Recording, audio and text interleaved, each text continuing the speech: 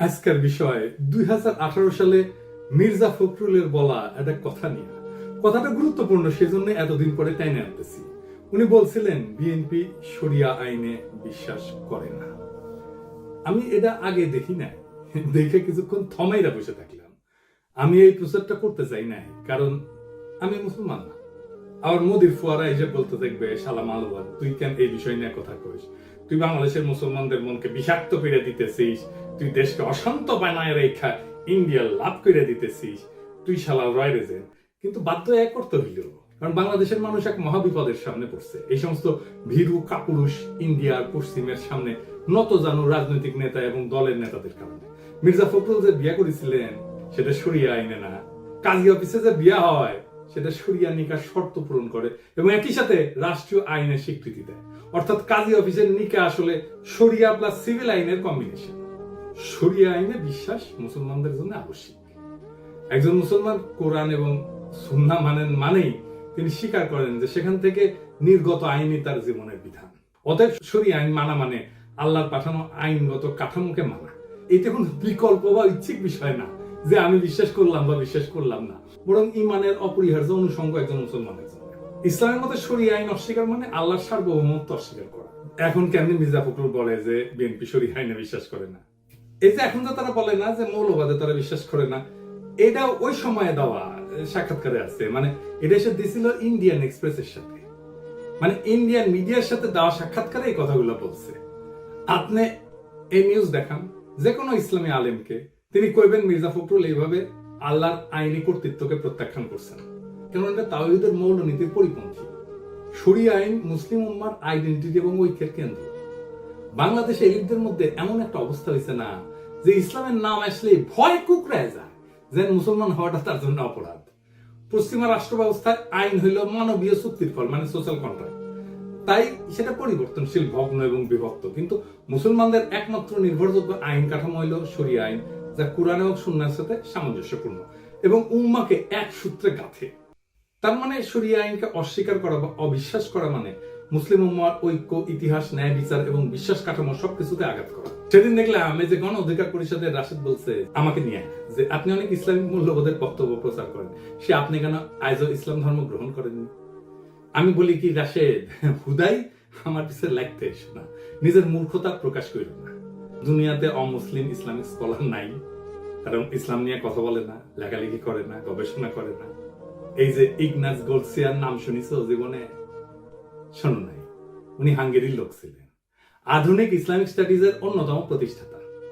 হাদিস নিয়ে যত মৌলিক গভীর গবেষণা হয়েছে এই ভদ্রলোক করেছে। জোসেফ শাক্টের নাম শুনিছো কোনদিন? ইসলাম শিক্ষা এবং শরিয়া আইন বিষয়ে গুরুত্বপূর্ণ গ্রাউন্ড ব্রেকিং গবেষণা করছে। আধুনিক যুগে মন্টেগমেরি ওয়াট নাম শুনিছো? নবী করিম পিস বি আপন হিম, ওনার জীবন এবং ইসলামের প্রারম্ভিক ইতিহাস নিয়ে যে বিখ্যাত কাজটা, সেটা ওনার করা। মুসলমান না হইলে ইসলাম নিয়ে কথা বলা যাবে না? কোন নিষেধ আছে নাকি ইসলামে? তো তুমি তো মুসলমান, মির্জা ফখরুল মুসলমান, অন্তত নামে মুসলমান, তো পারো না কেন এমন একটা ব্যাখ্যা দিতে এতদিনেও শরিয়া নিয়া? পারো না জন্যই তো আমারে কইতে হয়। শুধু পারো না তা না, ওরা যা চায়, ইন্ডিয়া যা চায় সেটা কইয়া আসো। রাজনৈতিক দল করছো, দূতাবাসের তো দাওয়াত টাওয়াত দাও, তো সবাই ডাকো একদিন দেখি হোটেলে, গণ অধিকার পরিষদের তরফ থেকে।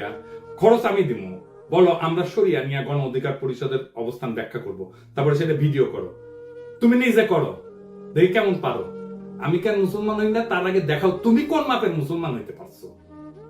এটা একটা মুসলমান প্রধান দেশের রাজনৈতিক দলের নেতা হিসেবে তুমি কতটা যোগ্য, সেটা প্রমাণ দাও আগে।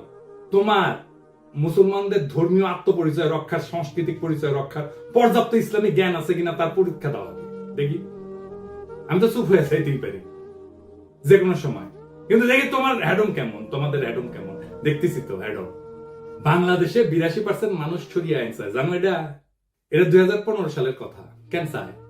তারা মুসলমান তাই চায় না, তারা এই জন্য চায় যে সমাজে ইনসাফ লাগে। তাছাড়া রাষ্ট্র চলে না, রাষ্ট্র টিকে না। তোমরা তো তোমাদের বালসালের আদালত, আইন, রাষ্ট্র এটা প্রতিষ্ঠা করতে পারো না, ইনসাফ প্রতিষ্ঠা করতে পারো না সমাজে, তাই মানুষ খোদার দরবারে ফরিয়াদ জানায়। একজন মুসলমান যখন বলে আমি শরিয়া আইনে বিশ্বাস করি না, সে তো আসলে শুধু একটা আইন, একটা ঐতিহ্য, একটা বিশ্বাস, একটা সভ্যতা এবং একটা আত্মপরিচয়কে অস্বীকার করে। এই অস্বীকার শুধু ব্যক্তিগত মত না, বরং তা মুসলিম উম্মার অন্তর্নিহিত ঐক্যের ভিত কাঁপায় দেয়। মির্জা ফখরুল হয়তো ইন্ডিয়ার সাথে কৌশল করতে চাইছে, হয়তো তিনি ভাবছেন ভারত বা পশ্চিমের মনোভাব তুষ্ট করলে রাজনীতির সুবিধা পাওয়া যাবে, কিন্তু তিনি ভুলে গেছেন নিজের ভিত্তি কাটলে কৌশল কিছু করতে পারে না, থাকে শুধু পতনের গর্ত। আজকে বাংলাদেশের কেউ শরিয়ার নাম নিলে তাকে মৌলবাদী বলা হয়, পশ্চাৎপদ বলা হয়, কিংবা লিবারেল দুনিয়ার শত্রু বলা হয়।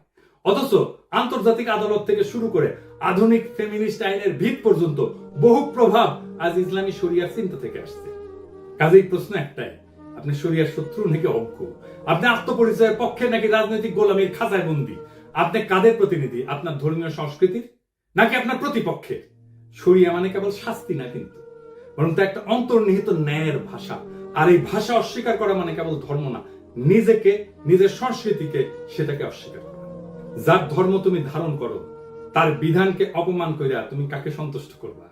আর কাদের কাছে নিজেকে বিকায় দিতেছো?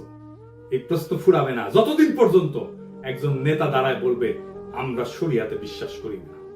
বাংলাদেশকে তার সংস্কৃতি, তার ধর্মের উপরেই দাঁড়াইতে হবে। সেটাই বাংলাদেশের নিয়তি, এবং সেইটাই বাংলাদেশের স্বাধীনতা, সার্বভৌমত্ব, আঞ্চলিক অখণ্ডতা এবং মানব সত্তার মর্যাদা রক্ষা করবে। ইনকিলাব জিন্দাবাদ।